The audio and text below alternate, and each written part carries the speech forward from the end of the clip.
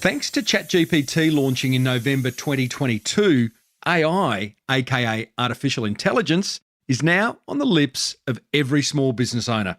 To find out how we can use AI to our advantage, world-leading expert Dr Catriona Wallace joins us to share the good, the bad, and the downright ugly. It's a no-holds-barred, slightly scary, and definitely artificially intelligent episode 647 of the 14-year-old, award-winning Small Business Big Marketing Podcast. Well, I said, welcome to a small business marketing show where successful small business owners share their souls to take your marketing straight to the lead. Now, here's your host, Mr. Timbo Reid. And welcome back to your weekly dose of futuristic marketing. I'm your host, Timbo Reid, and I have an insatiable curiosity for uncovering marketing ideas that help businesses just like yours to grow.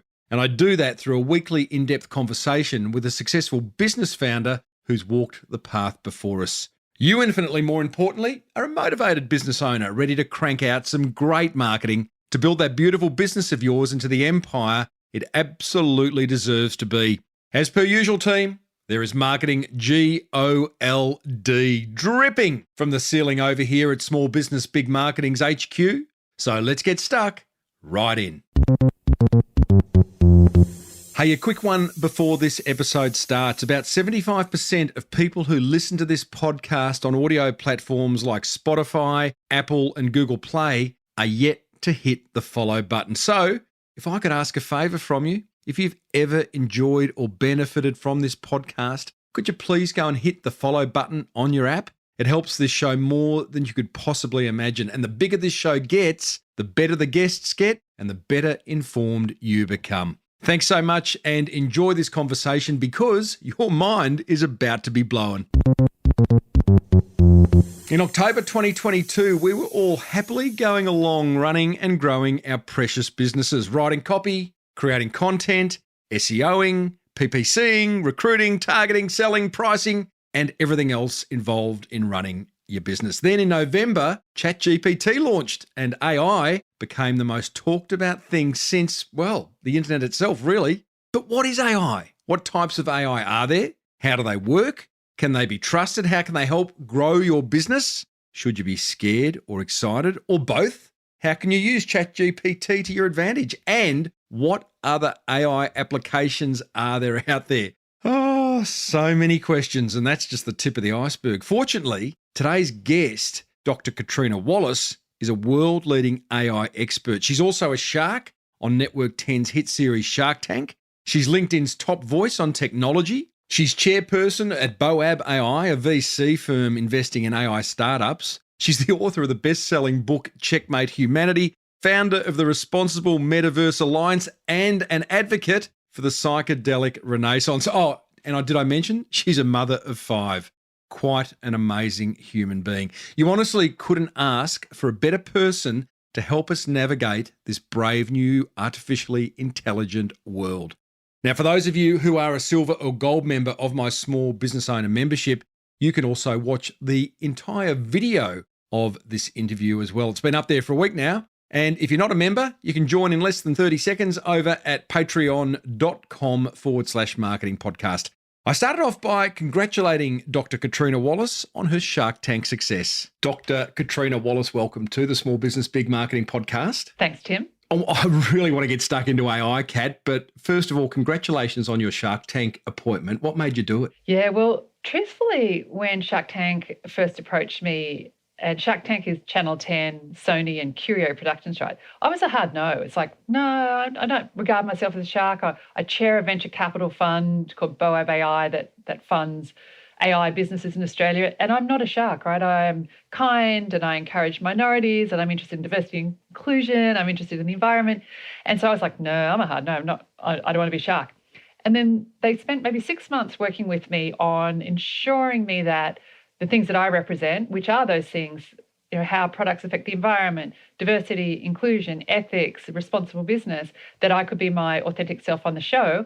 And I think that was what was able to happen. So I hope the viewers see that, Yeah, truly, I am not a shark. I identify more as a dolphin or a mermaid. I love that.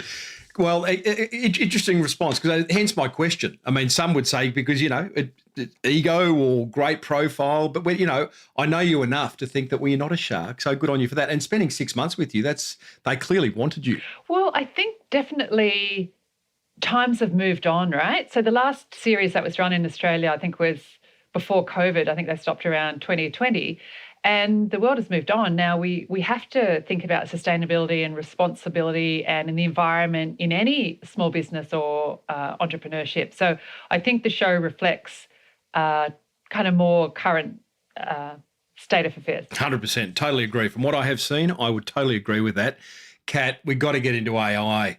We do. I've been so excited for this chat with you, seriously, because I mean, even me, who considers himself slightly, techie. I mean, I only came into ChatGPT about, I don't know, 8 months ago. Yeah. And I feel like embarrassed because AI's been around since 56. All my listeners, all small business owners around Australia, probably the world, are going, what the hell is happening here? So let's start with some definitions. Mm-hmm. What is AI and what is AGI? Okay, great. So let's go back to, you mentioned it. So AI has been around for 70 odd years. So 1956 at Dartmouth University, computer scientists originally coined the term artificial intelligence when they recognized that software could mimic human intelligence. And that's really the basic definition of AI. Any software program that can actually perform cognitive functions like humans can. And so then when we talk about AI in the modern world, we're talking mostly about machine learning. So machine learning is a type of AI that can learn on its own accord. So every time it completes a task, it actually gets better and better at that task.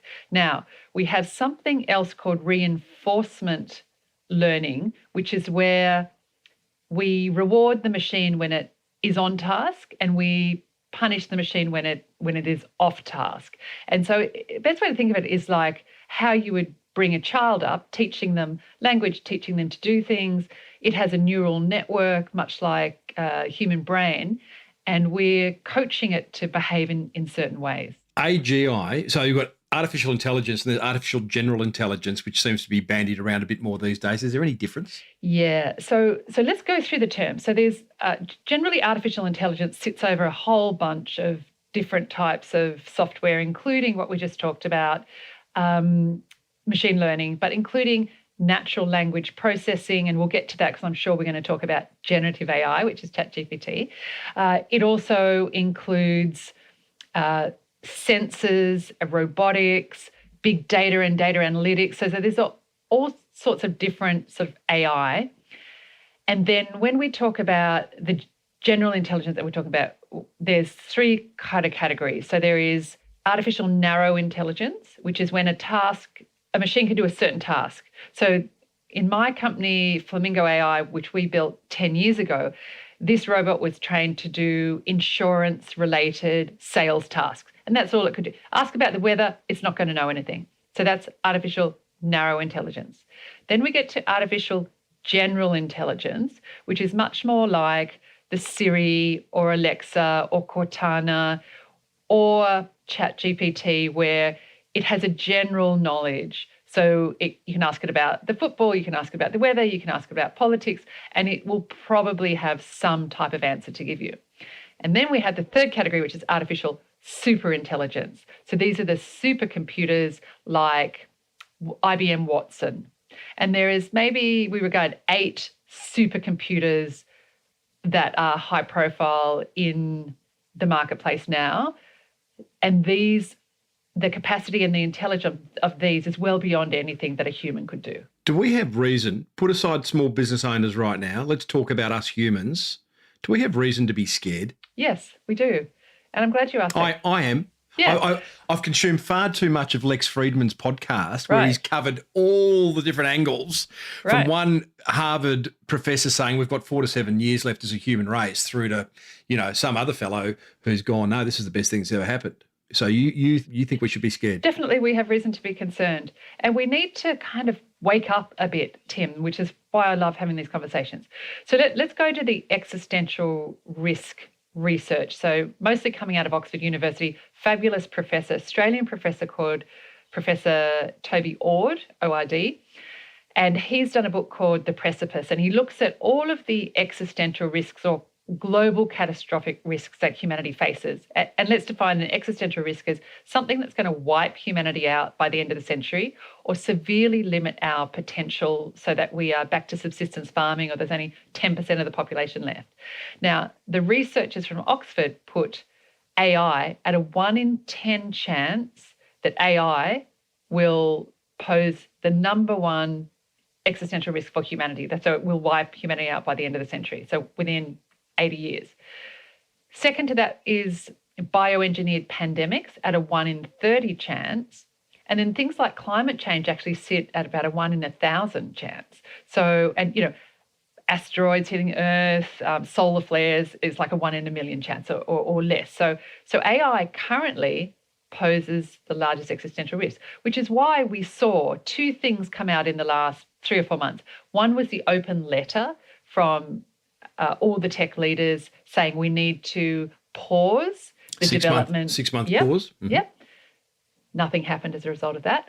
And then the next statement that was a bit of a laugh. I mean, really, 6 months given the speed at which this thing is growing. It's tricky, right? And then there was the other statement from the tech leaders acknowledging that AI posed the same risk as nuclear war or pandemic. And then what happened as a result of that? Nothing really. Mm. You've got 5 children. You, despite being scared, you're clearly happy to introduce 5 young people into this world. I've got 3. I'm scared for them. Well, I feel it is my life purpose to try and steer humanity to the right path with technology because the future to me is yet unwritten. We really are at a tipping point where the world changed forever in November last year when OpenAI released ChatGPT, and generative AI is now everywhere. And we're at the first stage of what I believe is transhumanism. And so remembering that my PhD is in organisational behaviour, so I'm super interested in sociology and the human side, even though I am a technologist. So I think we're at the first stage really where we are heading towards a transhuman future, which means we have a much closer relationship with technology. We will start to look within the next 5 to 10 years at embedding technology into our clothes, into our devices more than we already have, but into our bodies as well. So we know, of course, Elon Musk funds Neuralink, which is a brain chip. And we also know already... Would you get one? Yeah. Would you? Yeah. Oh, you're funny.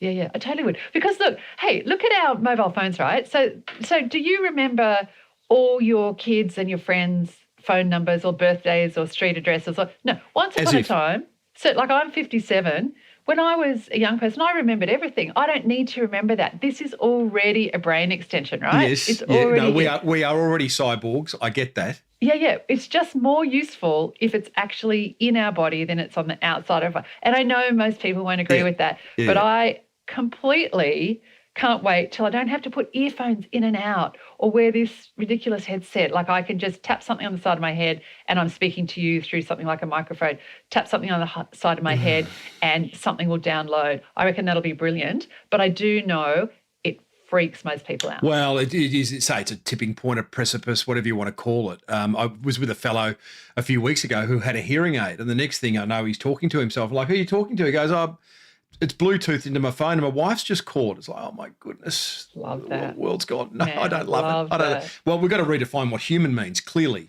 We do.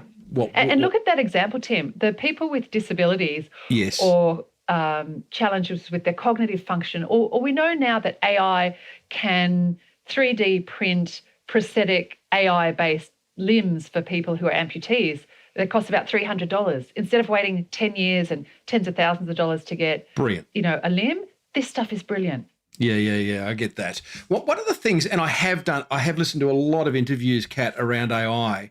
One of the things no one's really going to is, and on the assumption that a 1 in 10 chance it's going to end the human race. I mean, what a crazy thing to even say. I mean, it's quite, I find that quite confronting, clearly.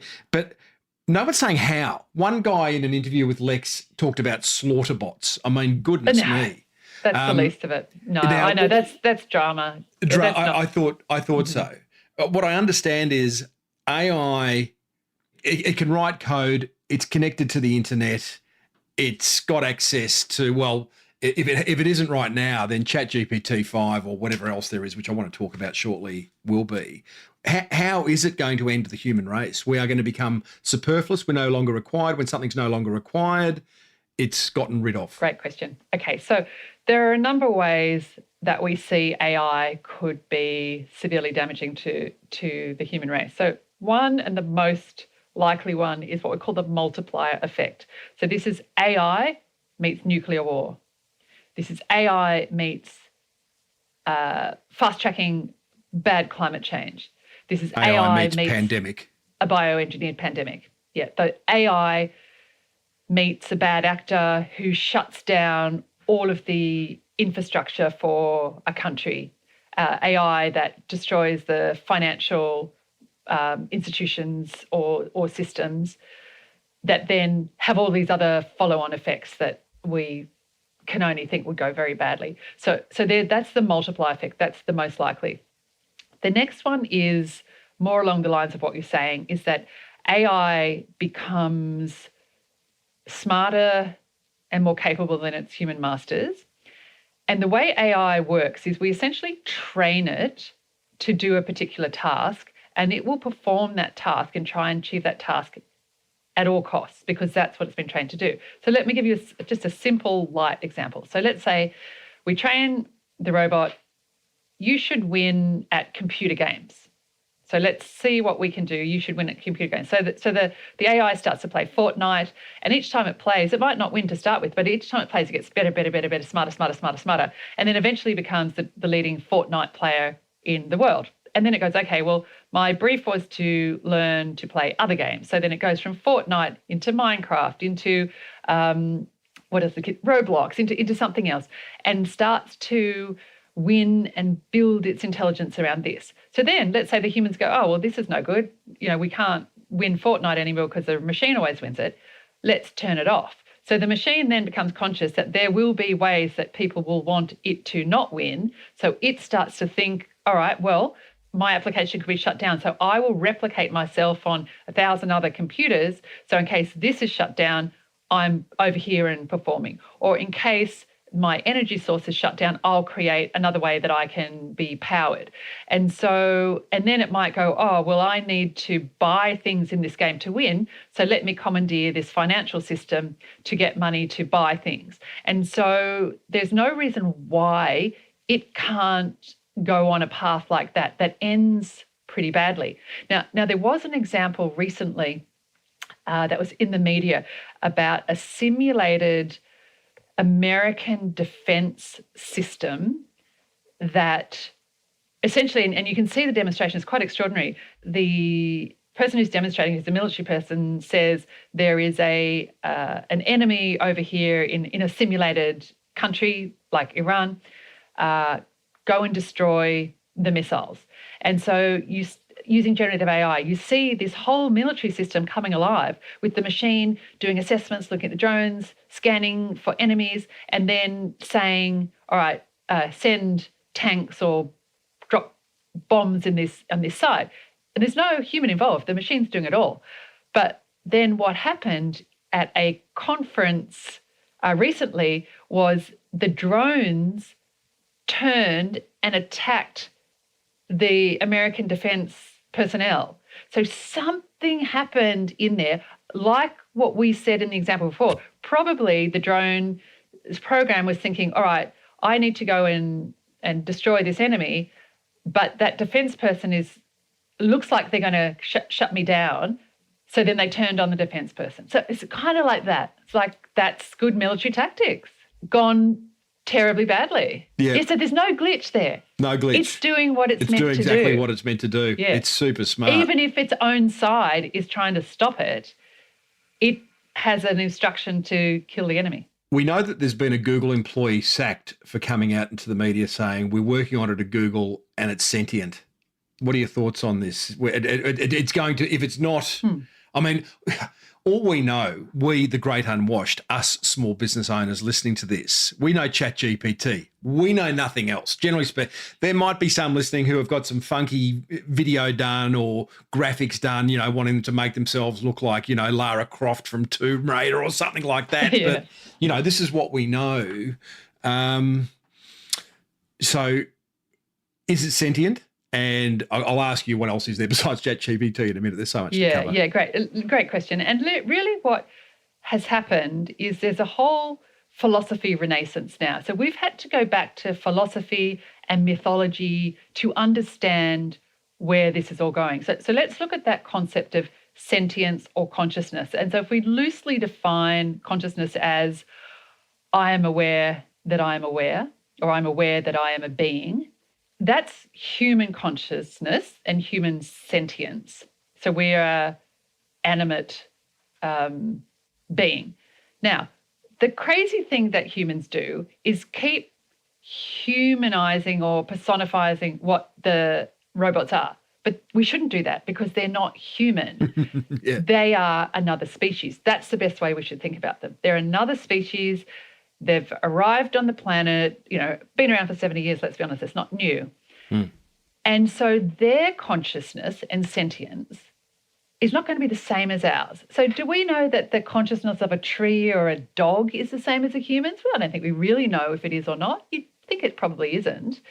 And that's the way, so when people go, the machines will never be conscious, it's a very dangerous thing to say because it might not have human consciousness. It is highly likely to have its own consciousness. And soon. Wow. I think every time you tell us a sad story, you need to tell us a good story, Kat. Yeah. Let's go to the good story. Well, before we do get to the good stories, because I am keen to move into, how it can help us small business owners. And I guess we are doing something about this with the open letter, although that was a bit of a fail. There is, I heard in an interview the other day, someone using the analogy that, in fact, it was Sam Harris, the philosopher Sam Harris. I know Sam. And he said, if we received a letter from a higher intelligence from out of space saying, a message, not a letter. If we received a message and we decoded it from a higher intelligence out of space and it said, we're coming to get you in 30 years' time, end of message, we would all be scrambling, us humans, trying to figure out how do we defend ourselves? What does this mean? What are they going to do? What are they going to look like? How are we going to survive? Yet that's exactly what AI is. It's a separate intelligence, as you said, a different intelligence to us humans. And although we haven't received that message, it's essentially what's happened. Like, they're here. It's here. But we're not really outside of, panicking. I don't want this episode to be one of creating unnecessary panic, but because there'll be a lot of people who haven't listened to everything I've listened to. And I feel like a doomsday. I'm not at all. I'm a glass half full kind of guy, but yeah. So let's unpack all of that. And I agree with Sam Harris, right? That's right. It's like new species, 30 years time. If we don't put checks and balances in now, it could go very badly. And I think for this audience, it's just good for them to be aware, And already on an average day, the small to medium business audience is using AI at least 35 times a day. And our children, the teenagers, are using it 150 times a day. So it's already here. It's already endemic. We're already using it. And we'll talk about that in a minute. But I think what we do need to know is that we don't know where all this is going. And that's why we need to pause, myself included, all the philosophers calling, can we slow it down? What's the hurry? Can we slow it down? Because I don't know, who's mapped out where humanity and AI are going to go? Like, nobody I know. And we've got the tech giants running the show, so they haven't demonstrated any type of real ethical orientation other than profit and competition and speed to market. So that's not great. Governments are trying to do their thing. So I work closely with all sorts of politicians and government officials on this. The Australian federal government has just finished its call for submissions around how we do responsible AI. And myself and people like Ed Santo, the previous Human Rights Commissioner, have called that we have an AI safety regulator in Australia within the next 2 years. and that the powers of the E-Safety Commission, the Human Rights Commission, are immediately extended to include AI. But despite the government's good intentions, they're very slow. And this technology, as we know, races miles ahead of them. So at the moment, we've got tech giants who we don't really trust to guide this well, and governments that are too slow to the party, and actually no legislation. No regulation. Chile, no regulation to guide what we're doing. So if it was AI or anything, that's not good. And so the audience just needs to be aware. And now, what do they need to do? I would say start to read, start to listen to some of the things that you're talking about. Lex Friedman is a great podcaster, but also all of the big podcasters, Tim Ferriss, Sam Harris, beautiful one I've just found, Josh Stry, who you should listen to this, Tim, is The Emerald. Brilliant. So he's a mythologist and storyteller and does a really good job on talking about AI. Oh, yeah. So there's good things to listen to. And then I believe they should start to be playing and experimenting with AI so they can understand it, knowing you do not need to be technical. You do not need to be technical to understand. Look at the ChatGPT interface. It's a field. It's simple. Super easy. Let's talk about that. So you say go and play with AI. Yeah. What does that even mean? Immediately we go to ChatGPT. Where else do you go? Do you want to explain what ChatGPT is again for four of us? And then I really do. Where else do we go? Because certainly in my Insta feed, there's there are so many ads and so many reels going, hey, you're playing with ChatGPT. Well, you're behind the game. Here's the other 20 AI websites you should be mucking around with. Yeah. That's confusing in itself. So what is ChatGPT and what else is there? Yeah, great. And I've pulled together sort of a list of maybe 10 good apps that I think would be useful to your listeners. I'll put that in the show notes. Let's look at ChatGPT. So ChatGPT is what we call generative AI, and it's based on either large language models or giant language models. So let's go to the machine itself. So the machine itself is based on machine learning and natural language processing. So natural language processing means an AI that has learned to understand natural human language in any human language, in Spanish, in English, in French, in whatever. And what the machine does, it's able to either listen if it's spoken or read if it's written the human's intention for the question that they're asking. So this is what happens. So think of the brain. So ChatGPT is based on 157 billion parameters. So think of that like a brain with these as neural nodes, 157 billion, which sounds to me like a shit ton of nodes, right? Certainly got to be bigger than my brain. So here's this brain. And then the brain is trained on a large data set. And so in ChatGPT's case, it's been trained on all of the data from the internet up until 2021. So think of how much that is, like a ton. And so in that whole data set, and it does get cleaned up to remove hate speech and terrible bad behavior on the internet. And that's another story about how that's done. Well, that's censorship, isn't it? So at what point does that, it's very subjective too. So just a little, I'll continue with my description of what happens, but let's pin a little thing, a little topic there, that when ChatGPT first came out, when people were asking questions about Donald Trump, it wouldn't really give much answer. And if it was asking about Biden, it'd give a lot of answer.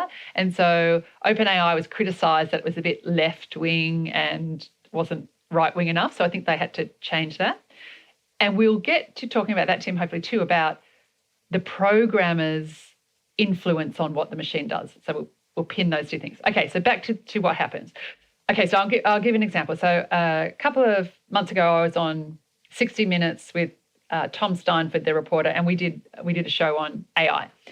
And Tom and I were playing with ChatGPT because we were going to film some of it for the show. And Tom put in, who have I interviewed as a 60 Minutes reporter? And it came up with some people, and it came up with Julia Gillard and Ed Sheeran. And Tom goes to me, I've never met Julia Gillard. Like, that's not true. And Ed Sheeran, like to meet him, never met him. So And so then I did it. And I said, tell me about Dr. Catriona Wallace. And it came up with some pretty accurate things. And then it came up with, and Catriona is the author of a book called AI and the Dangerous Algorithms, how AI will take over the world and what you need to do ethical AI. And I said, that's genius. I've never written that book.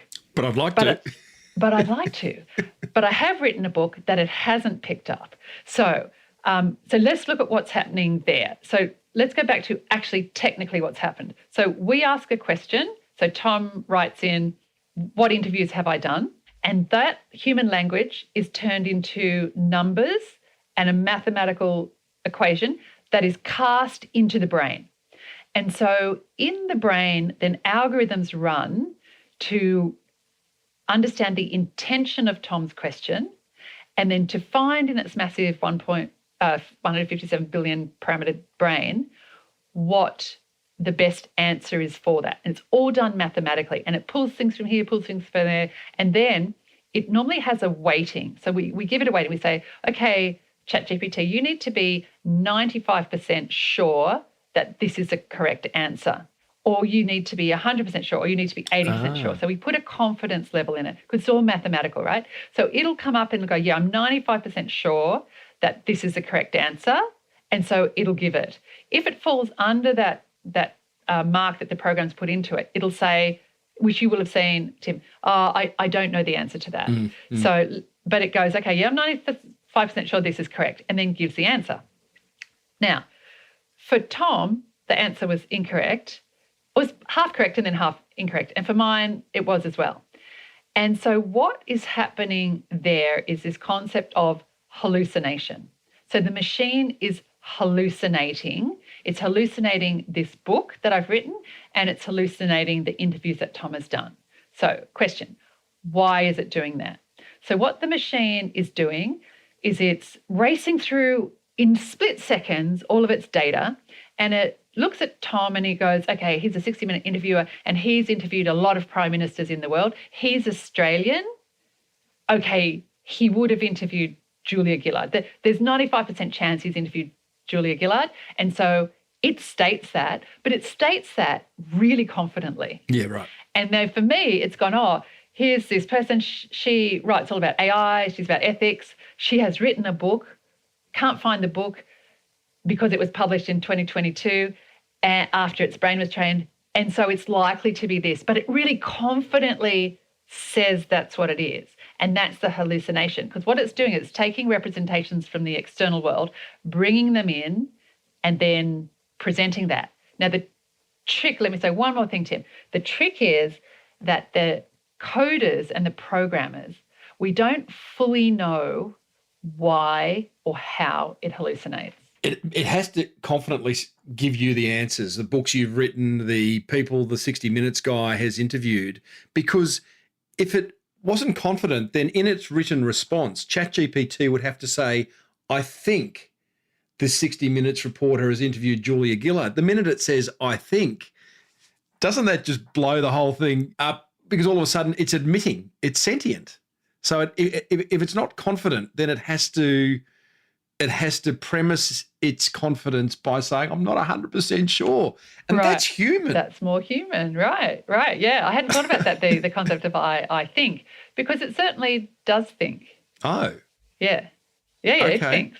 Because one thing, I've sort of been living in the la-la land knowing that ChatGPT 5 and future ones are just going to be even more scary. But someone explained to me, or maybe it was another interview I listened to, where it's sort of predicting what the next word should be based on all the words it's ever and all the intentions it's ever come across. And it only knows what it knows based on the number of pages of the internet it's been able to remember. That's not really thinking, is it? Well, it's recalling. It's recalling, not thinking. So where does it go from recalling, oh, shit, yeah, that page there, is I'll put that in the answer, versus stopping and scratching its head? Well, what is thinking, Tim? Very good question, Kat. Which is why I say, mate, it was why I say. Let me just put that into ChatGPT. We're back to philosophy. What is sentience? What is consciousness? What is intelligence? What is thinking? It's a philosopher's wet dream, this is. whole AI stuff. Goodness me. ChatGPT is what we all know and love. I use air quotes. I gather that's because it was first to market, the power of being first to market. It is open source, so they're going, hey, we're an open house. Come on in and have a look around. I assume that is the absolute, ChatGPT is absolutely the tip of the iceberg. Am I right? I haven't even bothered to go, well, what else could I use? Yeah.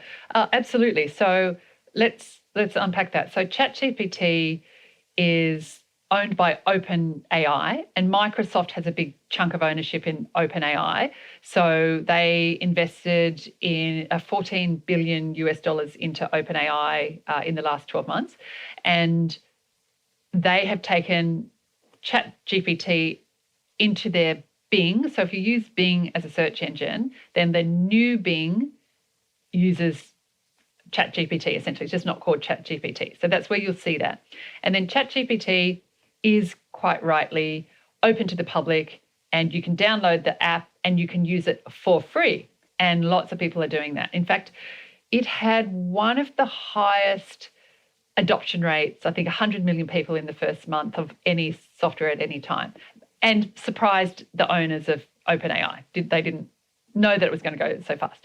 And then you've got other applications such as Google Bard, which is also a very similar thing. Facebook has also one, I forget what it's called because I don't, or Meta has one, I don't support Meta. I'm always kind of hunting them down in the market.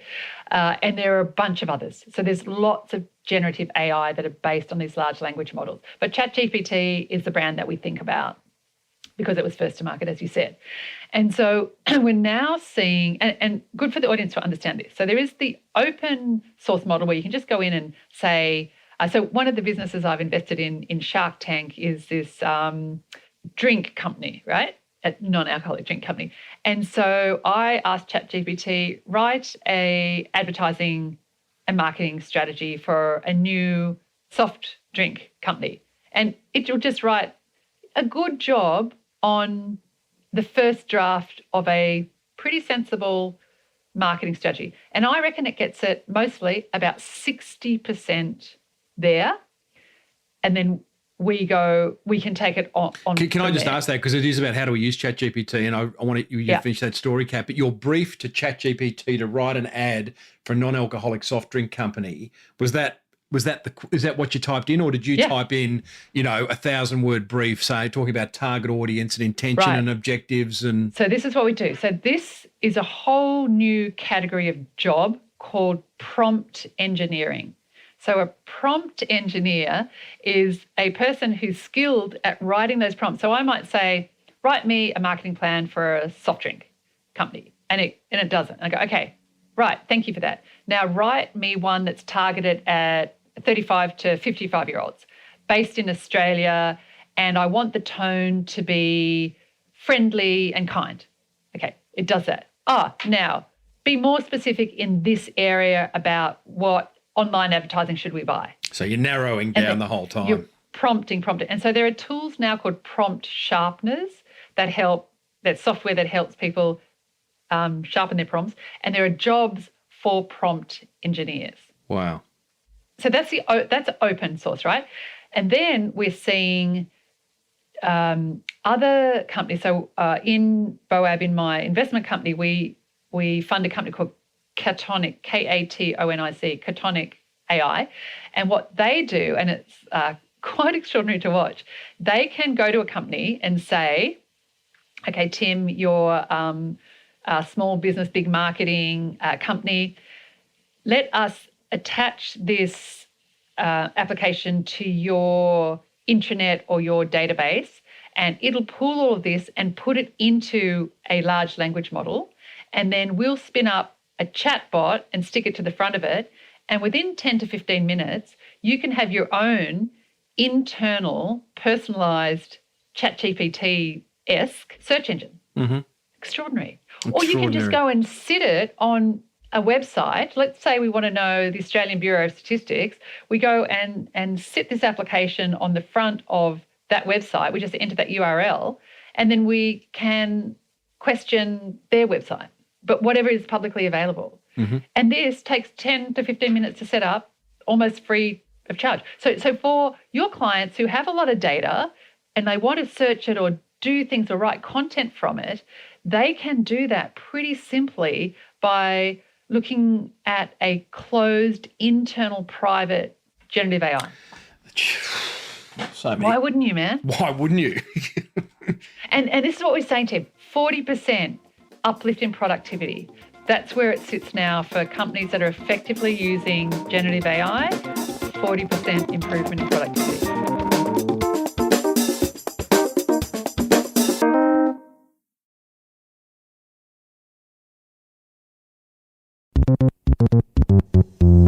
Is Google dead? I know they're not. No. But why aren't they? No. We'll make a mistake if we underestimate any of these tech giants. So Google shot themselves in the foot because they came out quickly after ChatGPT because they had to, and they came to market with Bard, which is their generative AI. But they came too quickly, and in a public forum, someone asked a question of the machine and it got it wrong, got the answer wrong, and they lost $100 million of their share price. Not great. However, they will probably, they go back to the drawing board and then they'll be figuring out something. But they also need to differentiate it from the Microsoft ChatGPT, new Bing search. And, Google is a powerful organization that has spent just tens, if not hundreds of billions of dollars on research in this field. Of course. They are Google. But, you play that out, Kat, and you say, okay, well, let's say I want to know, I keyed into ChatGPT this morning. What's the best business marketing podcast in Australia? And very kindly, it came back saying small business, big marketing. So I was very happy with that. Now, if I went to Google to do that, Google would then spit back to me a whole lot of search results saying, here's a blog reviewing the top 10 business marketing podcasts in Australia. And then I'd have to go to that blog then I'd have to scroll through it. Whereas ChatGPT, so I don't need Google. And then playing that out, I don't need a website, or do I? A website's dead. All of this changes. So but the trick is you can't fully rely on ChatGPT. You just can't fully rely on it. You've proven that. Yep. But that's a moment in time. I mean, you did that with the 60 Minutes guy. What was it, 3.5 or 4 that you used? Yeah. I mean... So do you want me to tell you the risks of generative AI? Tell me everything, Kat. Okay. So one is, we've talked about hallucinations, that they get, they hallucinate and they get information just wrong. They get it inaccurate. They also... But that's now. Sorry to interrupt, now. but like that's right 17th of August 2023. What, in a month's time, this thing's moving so quick. Is this conversation irrelevant? No, because we haven't yet. This is a couple of things in here, right? We, the AI experts, the programmers who program it, do not know why it behaves in a certain way. We don't know. It's called black box AI because the machine takes a life of its own and think of these 157 billion parameters and things learning and it's learning. I don't know why half my friends act in a certain way. I don't know why I act in a certain way.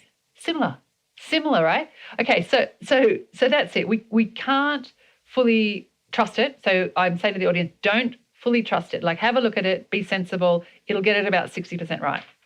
If you use it well, it'll improve your productivity by 40%. So it can be inaccurate. It hallucinates. It can be biased. So remembering that the internet is a bit of a shit place, right? So there's all sorts of stuff on there that is biased towards women and minorities and the vulnerable, and that will come into its training. And so look for bias because sometimes the output could be biased. Then there is the normal data security, data, privacy, all of those issues. And then there is a great one, and I'm not sure if your audience will be familiar with it, which is called shadow IT.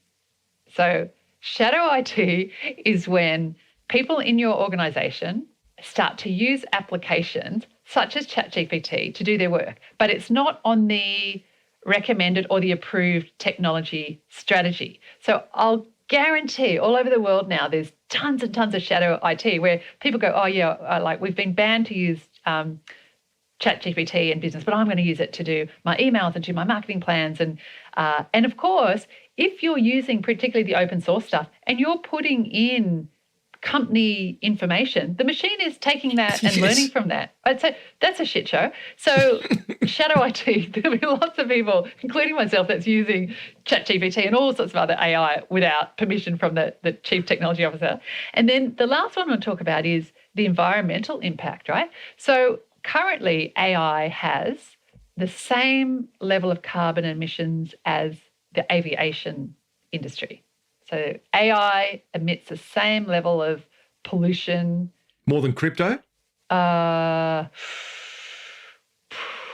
all dirty. Probably, but they're all smelly. So add AI, add crypto, add all of Web3, and that is super, super damaging for the environment. And nobody knows about it, nobody talks about it. So just so people understand that, there's what are the farms called that they have?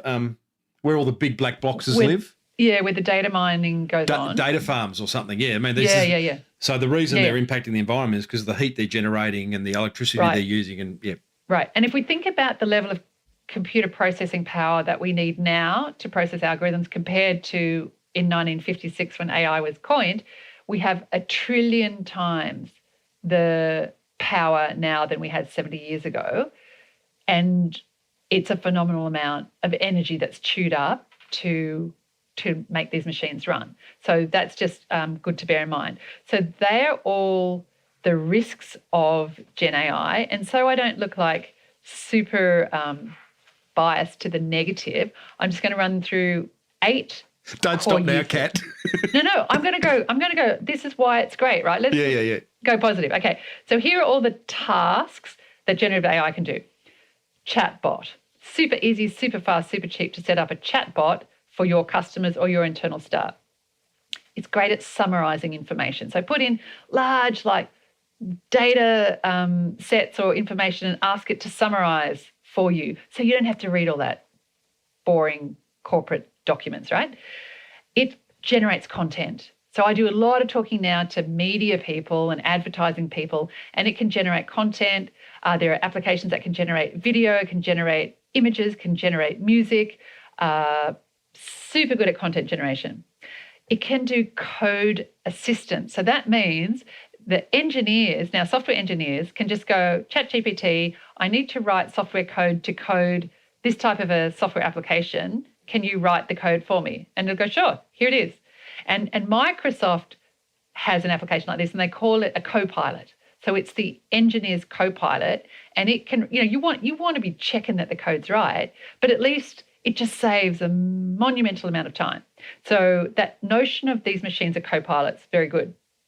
It does classification, it does search, and it does, which might be interesting for the audience, what we call named entity recognition. So let's say you've got tons and tons of data that you've collected on your customers, or you've been given a big data set from someone, and you go, oh, how the hell are we going to analyze this? And I just want to know about this thing. I just want to know this demographic, and that's all. So you name that identity, and then you ask the machine to search for it, categorize it, find some insights, and give you information on it, and the machine will do that. Can I just understand that? Because that's important from a small business marketing point of view. You're saying, so there's a small business and they're targeting stay-at-home mums who have worked in corporate, have about to finish their maternity leave, and are looking to go back into the workforce in some way, shape, or form.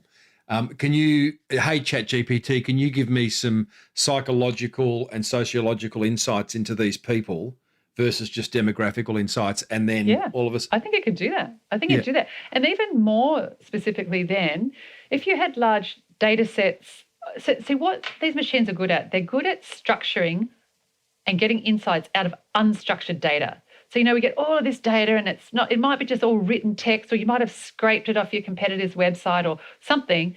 Throw it into a generative AI and then start to ask it questions about specific things to give you some insight so you can target market better. Great at doing that. Mm-hmm. So these are all the things that are really great. And so even though I know I am often this stuff can go badly and we need to be aware of it, I'm also like a massive fan that the extraordinary things that these applications can do for small business, can do for education, can do for healthcare, can do for the disabled, will be life-changing for many, many people. Yeah, no doubt. I mean, you just summed up my day. I go to bed, I listen to podcasts at night about AI, go to bed full of fear and dread, and then I wake up in this morning and go to ChatGPT to create some content. There you go. Go, how good is this?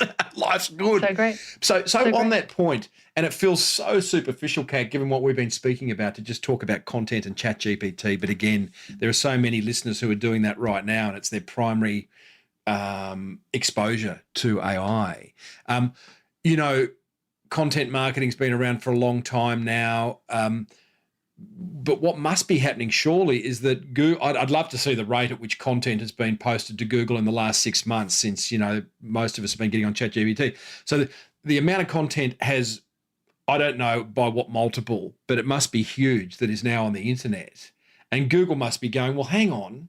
I know we don't own the internet, but geez, we really want the internet to be an interesting place, because the more people come, the more advertising we can sell.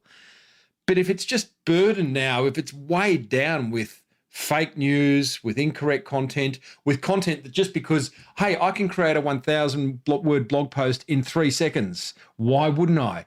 Well, I know why I wouldn't, because, Google are probably going to spank me, I guess. But do you know what Google's view on this is? Yeah, well, I think for a company that's focused on search, they probably aren't focused on search. That's kind of what they do, but not who they are. So remember, these tech companies are going to be looking at 10 to 20 years down the track. That's what they're waiting for, to pop out something in 10 years' time that will also change the direction of humanity. So at the moment, and then AI is all about the data, right? So we need lots of data and large and giant language models. So the more content that's created, kind of the better for these companies. The trick still is that it's not altogether accurate or true. So what is happening in the background is that there are organizations looking at how do we avoid intellectual property and copyright issues, which is another challenge for ChatGPT. And what we'll see is ChatGPT, if you ask it something, it doesn't give you the references for where it got the information, right, which is a real problem. But new Bing, Microsoft's one, does. It'll give you the websites or the references it's pulled from. So much better. And now we're talking about, in the AI field, putting a watermark on content on the internet that guarantees that it is legitimate and true. Yeah. And I went true because I did quotation marks in the air. Yeah. And things like that to help the machines and help the humans know that this is true. But, what is true? Well, what is true? And just as an aside, I think the most confronting piece of AI I've come across to date was a phone call with a Tesla sales rep. Have you heard it by any chance? No, tell me about it. A fellow in America simply went to the Tesla website and made some inquiries about buying a new Tesla. And the next thing you know is he gets a phone call, within minutes, from a human, using air quotes. And, this phone call, you can listen to it. And the Tesla representative goes, hey, Tim here from Tesla. I see you've been driving an old Holden Commodore, and you want to turn it over for a Tesla S series. And good idea. The old Commodore, they're pretty thirsty on the juice. And this is the conversation that the Tesla person is having, but it's actually AI. Oh, I love this. And the intonation, the language used, almost slang, was just, it was totally convincing. The only thing was a millisecond pause between each response by the Tesla rep. That's the only thing that gave it away. And you'd have to be listening pretty closely, which then that goes into deep fake. I think, gosh, my voice is on the internet. I don't know. Yeah. You 500, how many episodes have I done? 600 and something? Yeah. It needs 2 minutes of your voice to completely create your character on the internet. Awesome. 2 minutes. So then how do we, I'm sort of getting off track here. We should get back to marketing, but how do I, as a father, take a phone call from one of my kids down the track when it's actually not one of my kids? There you go. That's right. And so what I believe is that for things like that, because there is the mum, I've run out of money hoax that's going on hoax, now. And my 83-year-old mother got one 2 days ago. Very, very convincing. So, and that, just so the audience knows, is when you get a text message or a voice message saying, oh, Mum, it's me, and I've lost my phone, so this is my new number. Can you send me some money because I'm stuck somewhere? And lots of people have been sucked into it. So, yeah, imagine if it's got your kid's voice and it's able to say that. So I think that, again, if people are aware of AI and the deep fakes and the things that can go wrong with it, instead of being like super fearful and paralyzed, let's put things in place. So with my kids, I have a thing where if they are in any type of distress, they just text me an X, just an X. And I know that they are in distress, and I know that I'll have to find them somehow. Mm-hmm. So there is other ways that we just make sure, if we know that these scams exist, know that children, if you ever do lose your phone, this is what you should do. If you're in distress, this is what you should do, where you kind of trick the baddies and you trick the machines and have other ways that you interact with your children to keep them safe. I think that's a really sensible thing. And I'll tell you what, the other thing, Tim, which is excellent to do, who knows most about all this? The kids, the young people, the under 18-year-olds, the Gen Zs. Get them to come up with these ways, because they're going to know much more about it than great idea than us, you know. And in interacting with your children, don't be like the creepy parent. Just be like, hey, kid, I know that this is the world now that we're in and you're in. I don't know much about it. Do you want to teach me, like, what do you do on Snapchat and what do you do? And you don't have to show me your personal profile, but, show me how it works and what, that's cool. Okay, that's great. Yeah, I promise I'm not going to go and set up a profile and follow you there, but I'd love you to teach me. And then together, let's work out how we keep you safe. Kat, have you finished the list? You were going through 10 positive uses of AI or ChatGPT. Oh my God, I have some applications for you. Go. Yeah. Okay, so these are, I'm not sure if it's 10, but these are good applications that I think all small to medium business people should have a look at. So can I get this list off you and I'll whack it in the show notes? Yeah, for sure. Thank you. ChatGPT, for sure. Then there is another one that's been around for a while called Jasper AI, and it's content generation. So good for your marketing folk. There is one called Tidio, Tidio, which is a super cool chatbot. There's one called Searchy, Searchie, which helps you organize content. And then it's even better. It organizes content, creates content, and then has an application where you can do a paid membership for people to pay for your content. Oh, wow. That's ace. Fireflies, some of you will already know if you use Zoom or Teams. Sometimes you get on Zoom and Teams and then up pops looks like a person attending, but it has fireflies. It's an AI assistant that records video calls and then does a transcript. Oh, yep. Ace. Yes. There's one called Beautiful AI, which does beautiful presentations, which is super nice.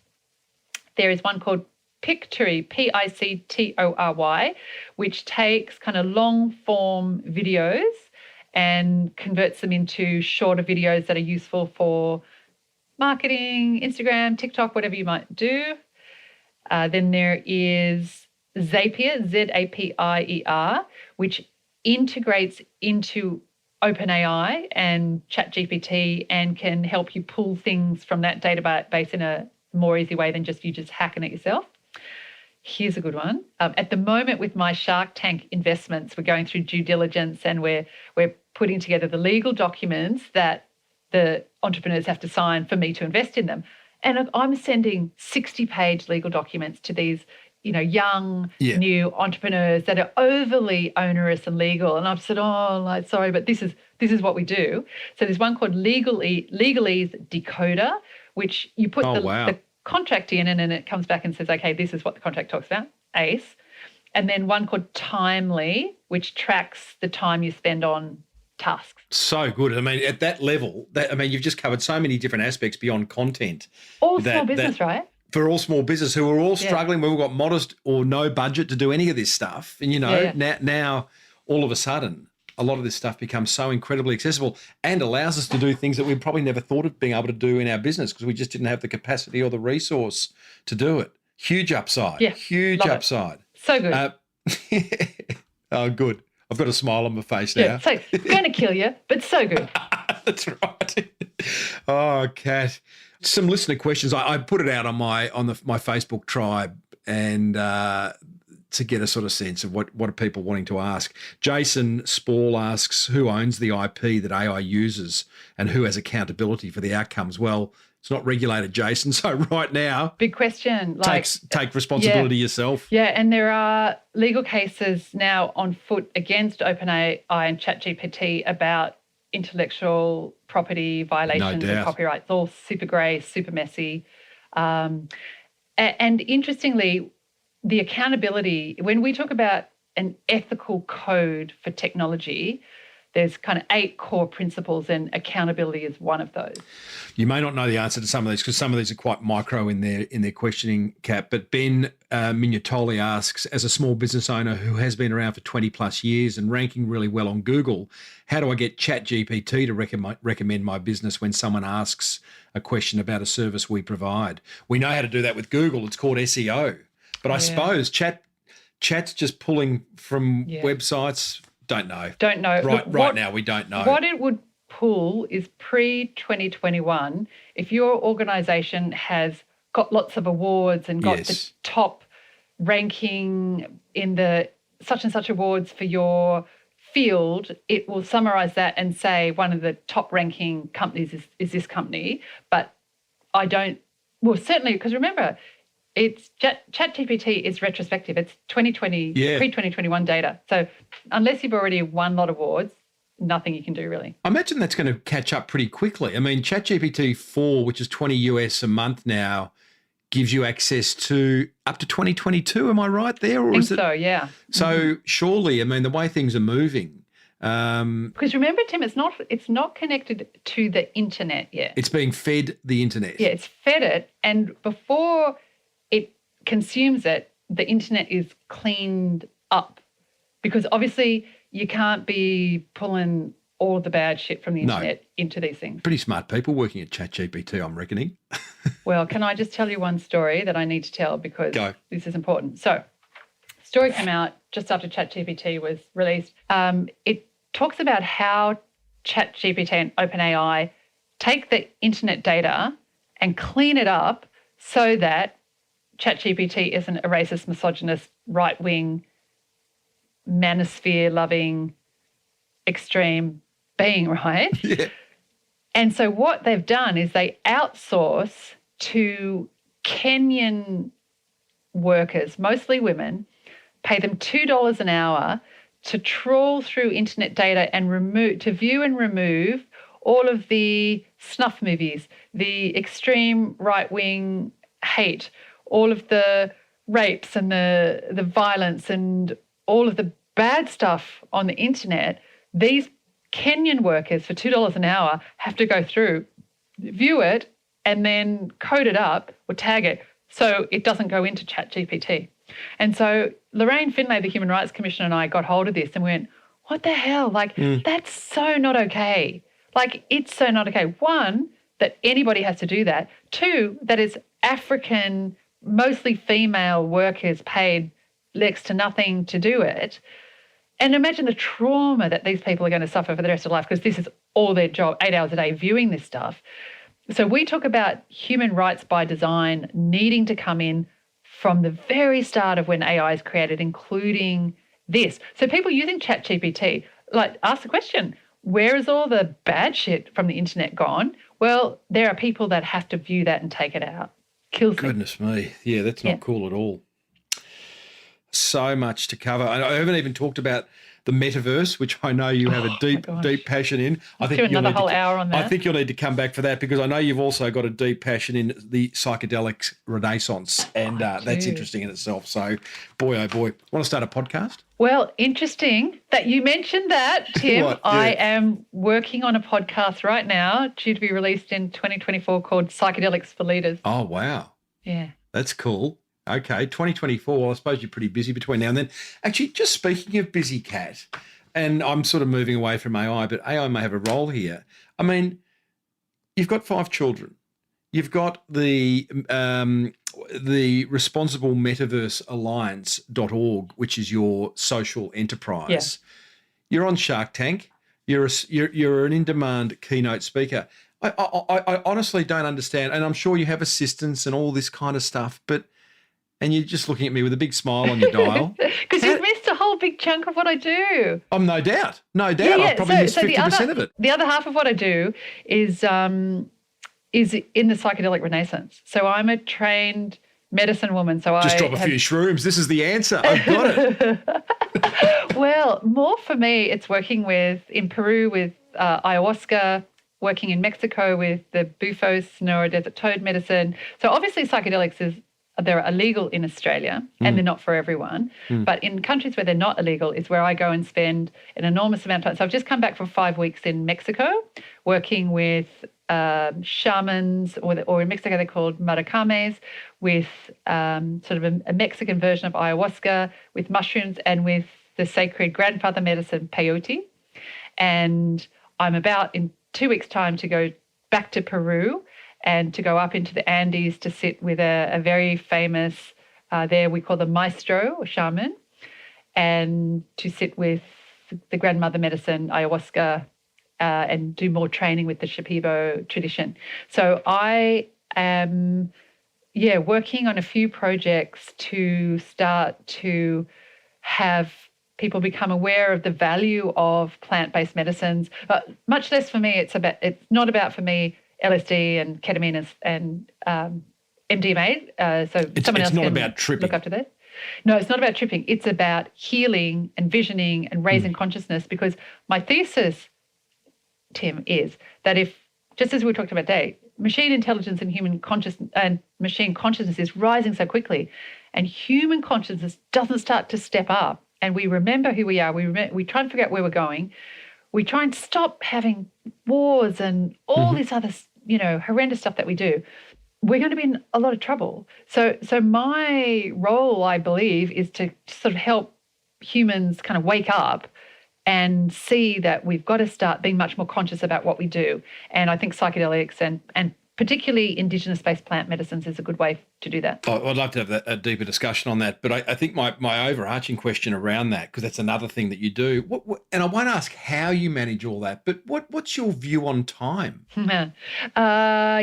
So I have a kind of a philosophy like this, right? So every day there's 10 burning priorities. And I don't see priorities as like a linear, there's priority 1, priority 2. Not a list. I've got 10 that are all super important.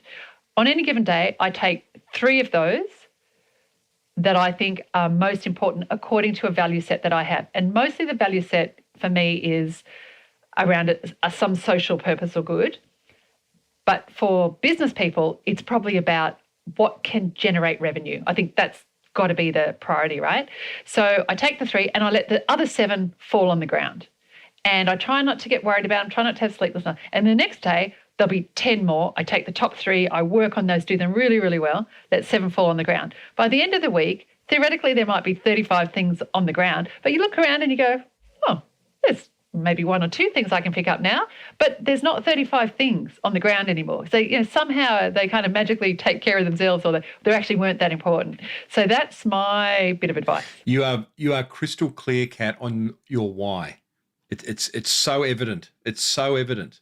And when you are, clearly things fall into place. It makes prioritizing almost irrelevant, actually. Right. You just know what needs doing. This is really interesting on Shark Tank too, Tim, because on Shark Tank, I came on because I'm interested in products that are good for the environment, products that are good for humanity, and minorities, people who are leading businesses. But when I was on the tank, there's these absolute killer businesses that have got some random plastic-based beauty product that all the other sharks are in. And I'm going, oh, I sort of know that they're going to make $1 billion and I really want to be. But no, I'm not. These are my value sets. And so I had to keep coming back to who am I? What is my authentic path? And these are my values. I'm not going to invest in a plastic commodity that pollutes the earth.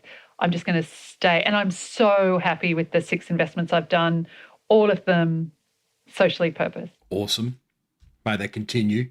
Thank you. Kat, I have so enjoyed this. I feel like I've left a lot of questions on the table. I want to apologise to any listener right now who's yelling down their speaker, ask her this. What about this? But it is, I mean, there is so much to cover, and I'm so grateful that you found the time to do this, because actually having a look around the podcast world and blog world, there's not a lot of Australian content that is sort of helping small business owners come to terms with this brave new world, and that was the intention of today's chat with you. So thank you for making that a reality. No worries. And remember, I'm a small business owner, right? You are my people. You don't feel small. You feel. I'll give you medium. Oh, no, truly, Tim, this is what you learn in plant medicine. Like, I really am nobody and know nothing, and I'm just the same as everyone else. There is no one that's more special than anyone else in this world. Responsiblemetaverse.org, or go and check Kat out on LinkedIn, where her profile's quite significant, and watch her on Shark Tank because she's ace. Wish you all the best, Kat, and I'm going to have you back whether you like it or not. Yeah, love to. Love to do it. Thank you. Well, there you go, team. One of the world's leading AI experts, Dr. Catriona Wallace. As I announced last week, I've closed the Small Business Big Marketing Hotline as it just wasn't being used, but I would still love to hear your thoughts on what Kat shared, because I tell you what, some absolute GOLD in there.